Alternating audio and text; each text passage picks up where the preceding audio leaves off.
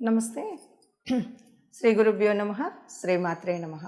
ఆదిత్యాయ చ సోమాయ మంగళాయ బుధాయ గురు శుక్ర శనిభ్యే రాహవే కేతవే నమ.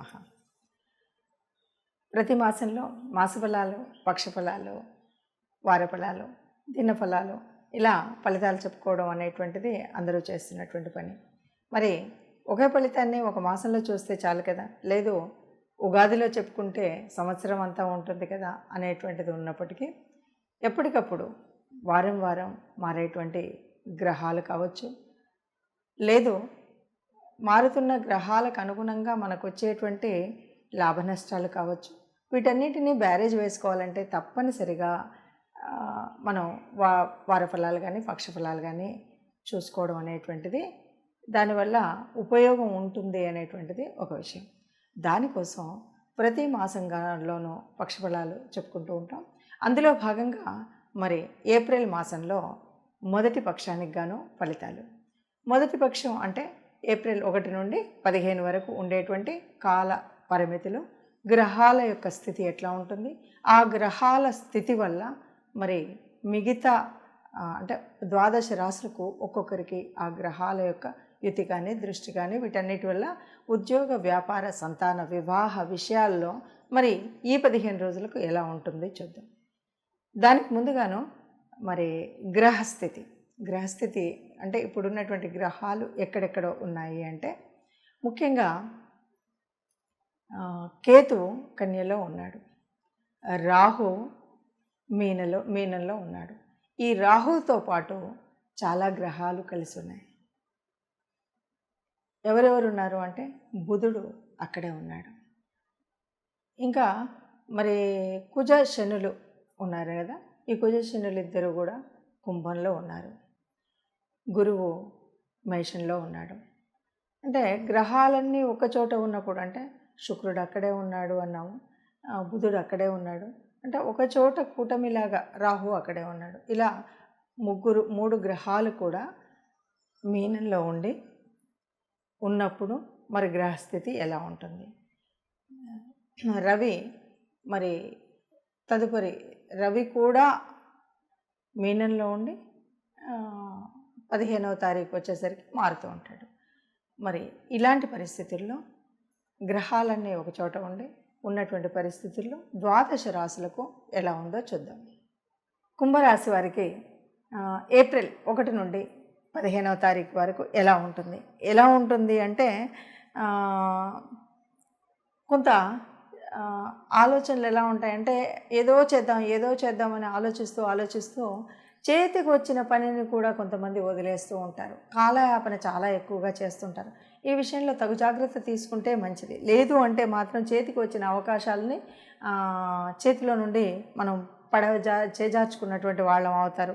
కాబట్టి ఈ విషయంలో చాలా జాగ్రత్తగా ఉండాలి. అదే కాకుండా ఏదైనా సరే ప్రతిదానికి హర్డిల్స్ అనేటివైతే వస్తాయి, ప్రతిబంధకాలు వస్తాయి. ఈ ప్రతిబంధకాలకు అధిగమించడం కోసం శక్తియుక్తులు కూడగట్టుకొని ప్రయత్నం చేయాల్సినటువంటి అవసరం అయితే ఉంది. ఇంత స్పష్టంగా మీరు ఎట్లా చెప్తున్నారంటే ఇది చాలా గట్టిగా చెప్పేటువంటి విషయం.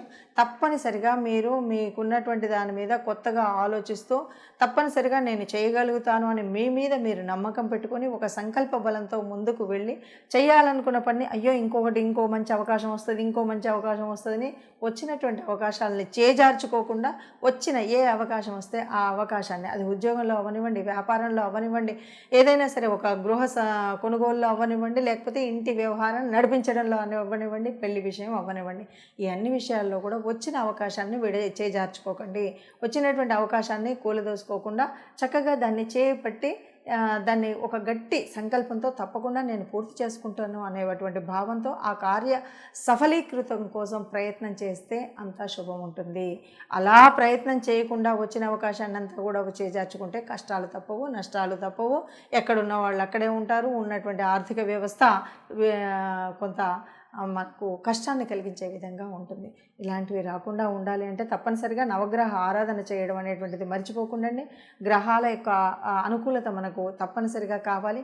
వీటితో పాటు గోశాలకు వెళ్ళండి, ఇష్టదేవత ఆరాధన మర్చిపోకుండా చేయండి. తప్పకుండా కోరిన పని జరగాలి అనేటువంటి సంకల్ప బలంతో ఉండండి. అంతా శుభంగా ఉంటుంది. చూశారు కదా.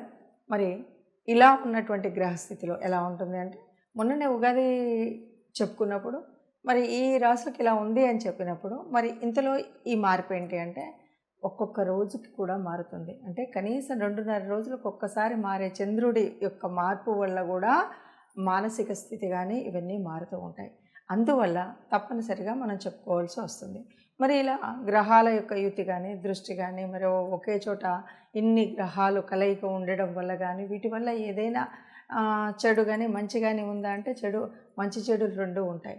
గ్రహాల యొక్క అనుకూలత ఉండొచ్చు, అననుకూలత ఉండొచ్చు. మనం చెప్పేటువంటిది జన్మజాతక రీత్యా ఒకలాగా ఉండొచ్చు, జన్మజాతకం మాకు అంతగా తెలియదు అన్నప్పుడు కేవలంగా మనం గోచార రీత్యా చూసినప్పుడు ఉండేటువంటి స్థితి వేరుగా ఉండొచ్చు. ఏది ఏమైనా మొత్తంగా మనకు జరగబోయేటువంటి లాభం ఏంటి, నష్టం ఏంటి అన్నది తెలుసుకోవడం కోసం చేసేటువంటి పని ఇది. దీనివల్ల మనకేంటి అంటే ఏదైనా మరి చెడు జరగబోతుంది, లేదు అష్టమంలో మరి కుజశనులు ఉన్నారు, ఇలా మనం చెప్పుకుంటూ ఉంటాం కదా. ఇలా ఉన్నప్పుడు ఒకే చోట ఈ రెండు మరి చెడు గ్రహాలు అని చెప్తూ ఉంటాము. ఆ గ్రహాల మూలంగా వచ్చేటువంటి చెడు పరిణామం రాకుండా ఉండాలి అంటే మనం ఎలాంటి జాగ్రత్తలు తీసుకోవాలి? కేవలం జాగ్రత్తలతో సరిపోదు. ఎందుకంటే ఇది పూర్వపుణ్య ఫలం వల్ల కానీ గోచార రీత్యా జరిగేటువంటి గ్రహాల మూలంగా ఎందుకు జరుగుతుంది అంటే కొన్ని నష్టాలు కష్టాలు మనం అనుభవించక తప్పదు. అలాగే సుఖ సంతోషాలు వీటన్నింటి ఫలితం అనుభవించాలి అంటే అందరం సిద్ధంగా ఉండం. కొన్నిసార్లు కష్టాలన్నీ కూడా బాగా బాధనొత్తి కలిగించే విధంగా ఉంటాయి. మరి ఇలాంటప్పుడు దేవతా అనుగ్రహం కావాలి, గ్రహాల అనుకూలత కావాలి. గ్రహాల అనుకూలత కావాలి అంటే తప్పనిసరిగా మనం గ్రహాలకు చేయవలసినటువంటి ఏదైనా గ్రహ అనుకూలత కోసం మనం చేయవలసినటువంటి శాంతులు కానీ, పూజలు కానీ, స్తోత్రాలు కానీ, దీపారాధన కానీ, దాన ధర్మాలు కానీ వీటన్నిటి గురించి తెలుసుకోవాల్సినటువంటి అవసరం ఉంటుంది. ఏది ఏమైనా సరే నవగ్రహాలు అనగానే నవగ్రహాలన్నింటికి కూడా ఒక్కొక్క రాశికి ఒక్కొక్క రకమైనటువంటి దానం, ధర్మం, ఒక్కొక్క దేవత అనుగ్రహం ఉండడం అనేటువంటిది ముఖ్యం. ఈ విషయాలు మనం కనుక తెలుసుకొని అంటే మనకు ఏ రాశి ఫలితాలు చెప్పుకుంటున్నప్పుడు ఆ రాశికి అననుకూలంగా ఉన్నటువంటి గ్రహస్థితిని మనం తెలుసుకోవాలి. ఈ గ్రహస్థితిని తెలుసుకోవడం కోసమే చేసేటువంటి ప్రయత్నం ఈ ప్రయత్నం. అలా తెలిసినప్పుడు ఆ గ్రహాల యొక్క అనుకూలత మన మీద ఉండడం కోసం ఆ గ్రహానికి సంబంధించినటువంటి దాన ధర్మాలు చేయాలి. అలా చేసినప్పుడు మనకు కొంతలో కొంత ఉపశమనం అనేటువంటిది ఉంటుంది. అలాగే తప్పనిసరిగా ఎవరికి ఏ దేవుడు ఎలా ఉన్నా సరే ఇష్టదేవత అనేటువంటి వాళ్ళు ఉంటారు. కాబట్టి ఇష్టదేవత అనుగ్రహం కూడా ఉంటే తప్పనిసరిగా మనకున్నటువంటి కష్టాలు అంత కష్టంగా అనిపించకుండా అవి కడతేరిపోతాయి. కాబట్టి కష్టాల నుండి ఈదాలి అంటే తప్పనిసరిగా మనం దేవత ఆరాధన, అలాగే అననుకూలంగా ఉన్నటువంటి గ్రహాల యొక్క అనుకూలం కోసం నవగ్రహ ఆరాధన చేయడం అనేటువంటిది మర్చిపోకుండా మీకు వస్తే ప్రతినిత్యం కూడా నవగ్రహ ఆరాధన, నవగ్రహ స్తోత్రాలు ఏవైతే ఉన్నాయో అంటే జపాకుసుమ సంకాశం దగ్గర మొదలు పెట్టుకొని మళ్ళీ రాహుకేతుల గ్రహ వరకు అంటే అక్కడి వరకు కూడా మనం స్తోత్రాన్ని చదువుకోవడం. లేదు నాకు ప్రత్యేకంగా నాకు రవి గురించి అన్నీ తెలుసు అంటే ఎవరికి ఎప్పుడు ఏ గ్రహం అనుకూలించట్లేదో మనం చెప్తూ ఉన్నాం. కాబట్టి ఆ గ్రహం అనుకూలించినటువంటి గ్రహానికి వీలుగా మీరు శాంతులు చేయడం కానీ ఇవేవి మాకు తెలియదండి, గ్రహశాంతుల గురించి ఇవన్నీ కూడా మళ్ళీ తడిసి మోపడయ్యేలాగా ఈ రోజుల్లో ఇలా ఉంది అనుకుంటే కనీసం ఒక గోశాలకు వెళ్ళి గోశాలలో గోగ్రాసాన్ని ఇవ్వడం, లేదు మనం భేదాబెక్కి మనకు అనుకున్నటువంటి గ్రహాల అనుకూలతకు కోసం ఆ గ్రహానికి సంబంధించిన ధాన్యాన్ని దానం చేయడం అనేటువంటిది ముఖ్యం. అలా చేసినట్టయితే అందరం సుఖంగా ఉంటాం. ఆ సుఖంగా ఉండాలి. అలా సుఖంగా ఉండే వాళ్ళల్లో మనం కూడా ఉండాలని ఆశిస్తూ సర్వే జన సుఖినో భవంతు.